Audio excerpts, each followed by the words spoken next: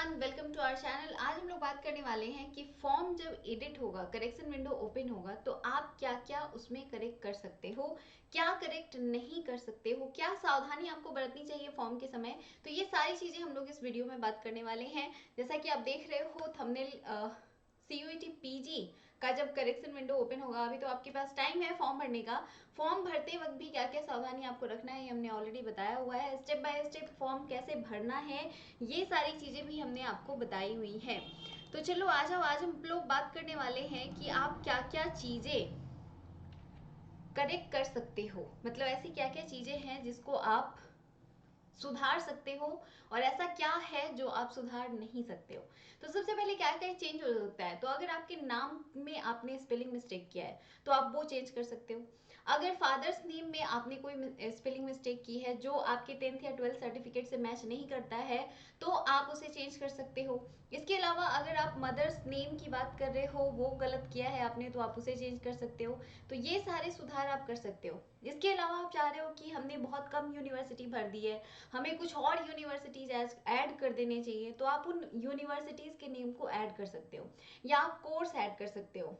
समझ रहे हो बात को, लेकिन कोर्स में भी कुछ लिमिटेशंस हैं। कोर्स मतलब मान लो आपने कोई कोर्स सेलेक्ट किया है और उसमें 3-4 कोर्स हैं, तो आप उस तरह के कोर्सेज को सिलेक्ट कर सकते हो। ऐसा नहीं है कि आपको अलग से पे करने का ऑप्शन मिलेगा, वो चीज आपको नहीं मिलेगी। आपको सिर्फ सुधारने का मौका दिया जाएगा। तो अभी तक मतलब लास्ट ईयर की अगर हम बात करें तो ये सारी चीजें दी गई थी कि आप यूनिवर्सिटी को बढ़ा सकते हो, या अगर आपके पर्सनल डिटेल्स में कोई गड़बड़ी आपने कर ली है, मान लो मेल की जगह फीमेल हो गया है, फीमेल की जगह मेल हो गया है, तो उस तरह की गड़बड़ी को आप सुधार सकते हो। अगर आपके मतलब जो भी नंबर्स आपने दिए हैं, मतलब जो भी पर्सनल डिटेल में जितनी भी सारी चीजें आपने दी हैं, अगर उसमें से कोई भी चीज आपने गलत भर दिया है तो आप उन सभी चीजों को सुधार सकते हो। ये ऑप्शन आपके पास रहेगा। क्या क्या नहीं सुधार सकते हो, तो मैंने हमेशा ही कहा है फॉर्म भरते वक्त ध्यान रखना कि आपका ईमेल अपना होना चाहिए, मोबाइल नंबर अपना होना चाहिए। ठीक है, तो ईमेल और मोबाइल नंबर, ये दो चीज आपका नहीं बदल सकता है। आप अगर ये सोचोगे कि मेरा मोबाइल चेंज हो गया, मोबाइल खो गया, नंबर नहीं है, ईमेल कहीं चला गया, पासवर्ड याद नहीं है, या हम कुछ और ईमेल इस्तेमाल कर लिए हैं, मुझे पता नहीं है कौन सा ईमेल इस्तेमाल किए, तो आप उसे करेक्ट नहीं कर सकते हो। ये आप ध्यान रखना।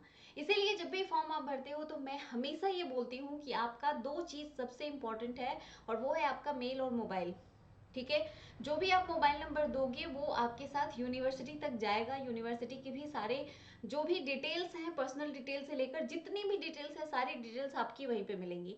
तो आपके लिए जरूरी है आपका ईमेल और मोबाइल नंबर, तो ये तो चेंज भी नहीं हो सकता है। तीसरा एक और चीज है आपका एड्रेस। एड्रेस आप चेंज नहीं कर सकते हो। हाँ, एक और चीज आप बदल सकते हो जो मैंने यहाँ पे मेंशन नहीं किया था, वो है आपका सिटी और लोकेशन, मतलब exam city, exam centre city अब आप चाहो तो चेंज कर सकते हो। ये आपके पास ऑप्शन रहेगा जब करेक्शन विंडो ओपन होगा। तो मान लो आपने कोई और जगह भर दिया है और आप उस वक्त कहीं और होंगे, ऐसा कोई प्रोग्राम अचानक से बन गया है, तो आप उसे चेंज कर सकते हो। जब करेक्शन विंडो ओपन होगा तो आप अपनी एग्जाम सिटी सेंटर को चेंज कर सकते हो। तो इतने सारे ऑप्शंस आपको मिलते हैं चेंज करने के। बस चेंज नहीं हो सकता है तो आपका ईमेल, मोबाइल नंबर और एड्रेस। अब ये सारी चीजें तो हो गई। अभी तक आपको फॉर्म भरने का डेट है। कुछ लोगों के सवाल थे जो मैं आपको अभी इसी वीडियो में बता दे रही हूँ कि क्या एग्जाम के डेट बढ़ सकते हैं। इसके ऊपर हम लोग एक सेपरेट वीडियो लाएंगे कंप्लीट एनालिसिस करने के बाद। जैसा कि आप देख रहे हो 8 तारीख तक अभी फॉर्म भरने का सिलसिला चलेगा, 11 तारीख तक सारी चीजें चलेंगी। तो 11 मार्च से एग्जाम ले लेना थोड़ा सा इम्पॉसिबल जैसा लग रहा है। तो हो सकता है कि थोड़ा बहुत डेट आगे बढ़े, लेकिन बहुत ज्यादा नहीं बढ़ेगा, तो इस होप में नहीं रहना और आपकी तैयारी जितनी चल रही है वैसे करते रहना। जिन लोगों ने भी फॉर्म भर लिया उन्हें पूरा कॉन्फिडेंस है कि फॉर्म में कोई गलती नहीं हुई है, तो काइंडली अपना फॉर्म का जो स्लिप आपने डाउनलोड किया होगा उसे एक बार चेक कर लेना और उसे संभाल के रखना, क्योंकि जब आप यूनिवर्सिटी में जाओगे एडमिशन लेने के लिए तो वहां पे वो स्लिप आपको जमा करना होगा कि CUET का आपने फॉर्म भरा था। जब समझ रहे हो बात को, डॉक्यूमेंट्स कौन कौन से ले जाने होते हैं इसके ऊपर मैंने ऑलरेडी वीडियो बनाई हुई है, वो काउंसलिंग के टाइम मैं फिर से एक बार बताऊंगी। लेकिन अभी आप ध्यान रखो कि जो भी फॉर्म आपने भरा है उसका स्लिप आप डाउनलोड करके रख लोगे, एप्लीकेशन फॉर्म आपके पास, और उसको आप एक बार पलट के देख लोगे तो उसमें कहीं कोई गड़बड़ी तो नहीं है, कहीं कोई गलती तो नहीं है। और अगर आप चेंज करना चाहते हो एग्जाम सिटी, यूनिवर्सिटी को और बढ़ाना चाहते हो, यूनिवर्सिटी की लिस्ट को बढ़ाना चाहते हो, तो आप ये सारी चीजें वहां पे कर सकते हो करेक्शन विंडो ओपन होते ही। आई होप कि आपके सभी सवालों के जवाब मिल गए होंगे, तो आप वीडियो को लाइक जरूर कीजिए, और नए हैं चैनल पे तो चैनल को सब्सक्राइब कीजिए, जिन्होंने सब्सक्राइब कर लिया है थैंक यू सो मच। अब अगर हम बात करें तैयारी करने की, तो हमारा एप्लीकेशन है जिसका लिंक डिस्क्रिप्शन में दिया हुआ है, व्हाट्सएप नंबर है, आप वहां से भी हमसे जुड़ सकते हो और अपनी तैयारी को और बेटर बना सकते हो।